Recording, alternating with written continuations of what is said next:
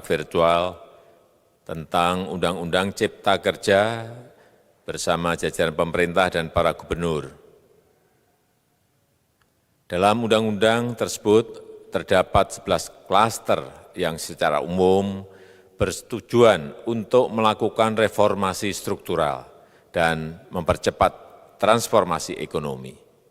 Adapun klaster tersebut adalah urusan penyederhanaan perizinan, urusan persyaratan investasi, urusan ketenagakerjaan, urusan pengadaan lahan, urusan kemudahan berusaha, urusan dukungan riset dan inovasi, urusan administrasi pemerintahan, urusan pengenaan sanksi, urusan kemudahan pemberdayaan dan perlindungan UMKM, urusan investasi dan proyek pemerintah, serta urusan kawasan ekonomi.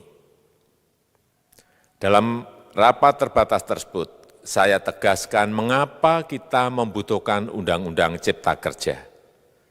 Pertama, setiap tahun ada sekitar 2,9 juta penduduk usia kerja baru, anak muda yang masuk ke pasar kerja, sehingga kebutuhan atas lapangan kerja baru sangat-sangat mendesak.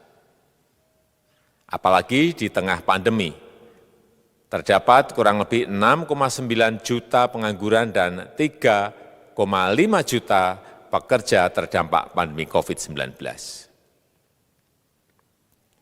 Dan sebanyak 87% dari total penduduk bekerja memiliki tingkat pendidikan setingkat SMA ke bawah, di mana 39% berpendidikan sekolah dasar. Sehingga perlu mendorong penciptaan lapangan kerja baru, khususnya di sektor padat karya. Jadi, Undang-Undang Cipta Kerja bertujuan untuk menyediakan lapangan kerja sebanyak-banyaknya bagi para pencari kerja serta para pengangguran. Kedua, dengan Undang-Undang Cipta Kerja akan memudahkan masyarakat, khususnya usaha mikro kecil, untuk membuka usaha baru. Regulasi yang tumpang tindih dan prosedur yang rumit dipangkas. Perizinan usaha untuk usaha mikro kecil, UMK, tidak diperlukan lagi, hanya pendaftaran saja. Sangat simpel. Pembentukan PT atau perseroan terbatas juga dipermudah. Tidak ada lagi pembatasan modal minimum.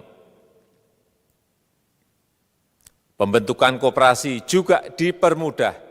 Jumlahnya hanya 9 orang saja. Koperasi sudah bisa dibentuk. Kita harapkan akan semakin banyak koperasi-koperasi di tanah air. UMK, usaha mikro kecil yang bergerak di sektor makanan dan minuman. Sertifikasi halalnya dibiayai pemerintah, artinya gratis. Izin kapal nelayan penangkap ikan misalnya, hanya ke unit kerja Kementerian KKP saja. Kalau sebelumnya harus mengajukan ke Kementerian KKP, Kementerian Perhubungan, dan instansi-instansi yang lain. Sekarang ini cukup dari unit di Kementerian KKP saja. Ketiga, Undang-Undang Cipta Kerja ini akan mendukung upaya pencegahan dan pemberantasan korupsi. Ini jelas karena dengan menyederhanakan, dengan memotong, dengan mengintegrasikan ke dalam sistem perizinan secara elektronik, maka pungutan liar, pungli dapat dihilangkan. Namun, saya melihat adanya unjuk rasa penolakan Undang-Undang Cipta Kerja yang pada dasarnya dilatar belakangi oleh disinformasi mengenai substansi dari undang-undang ini dan hoax di media sosial. Saya ambil contoh, ada informasi yang menyebut tentang penghapusan UMP, upah minimum provinsi, UMK, upah minimum kota kabupaten, UMSP, upah minimum sektoral provinsi.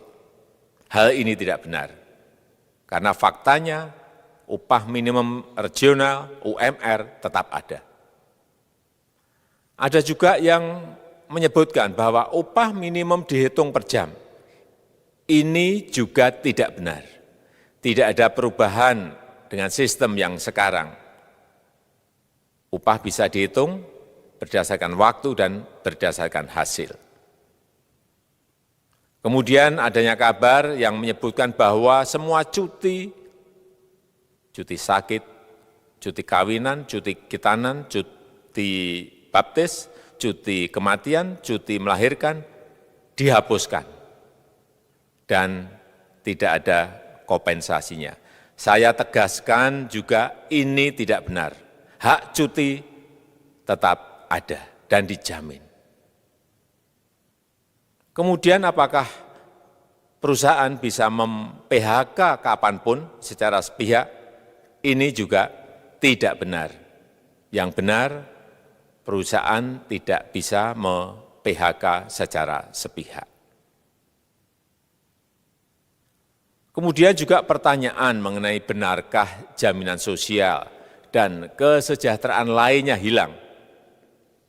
Yang benar, jaminan sosial tetap ada. Yang juga sering diberitakan tidak benar adalah mengenai dihapusnya AMDAL, analisis mengenai dampak lingkungan. Itu juga tidak benar. AMDAL tetap ada. Bagi industri besar harus studi AMDAL yang ketat. Tetapi bagi UMKM lebih ditekankan pada pendampingan dan pengawasan. Ada juga berita mengenai Undang-Undang Cipta Kerja ini mendorong komersialisasi pendidikan. Ini juga tidak benar. Karena yang diatur hanyalah pendidikan formal di kawasan ekonomi khusus, di KEK. Sedangkan perizinan pendidikan tidak diatur di dalam Undang-Undang Cipta Kerja ini. Apalagi perizinan untuk pendidikan di pondok pesantren. Itu tidak diatur sama sekali dalam Undang-Undang Cipta Kerja ini. Dan aturannya yang selama ini ada tetap berlaku.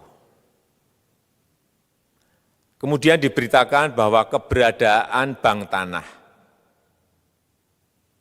Bank tanah ini diperlukan untuk menjamin kepentingan umum, kepentingan sosial, kepentingan pembangunan nasional, pemerataan ekonomi, dan konsolidasi lahan serta reforma agraria.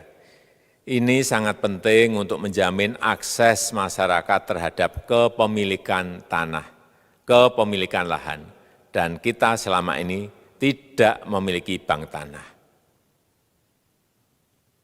Saya tegaskan juga bahwa Undang-Undang Cipta Kerja ini tidak melakukan resentralisasi kewenangan dari pemerintah daerah ke pemerintah pusat. Tidak ada.